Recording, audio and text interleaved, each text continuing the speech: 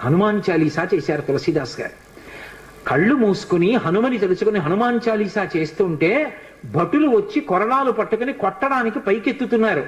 ఆశ్చర్యం ఏమిటంటే ఆ రోజున పాదుషా కోట అంతఃపురం అంతటా పెద్ద పెద్ద కోతులు వచ్చి ప్రతి సైనికుడి చెయ్యి పట్టుకున్నాయి కదలకుండా.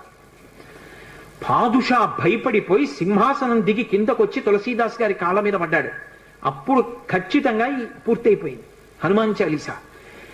ఆ తులసీదాస్ గారి చదివినప్పుడు అన్ని కోతుల రూపంలో వచ్చి ఎదురుగుండా హనుమ నిలబడి కాపాడారు తులసీదాస్ గారిని.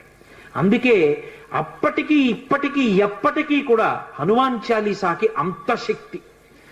తులసీదాస్ గారు ఎప్పుడు మాట్లాడుతూ ఉండేవారు స్వామి హనుమతోటి.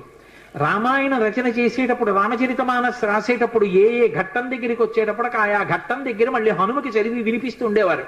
హనుమ అంతా చదివి సరేనంటుండేవారు. అబ్బో ఎన్ని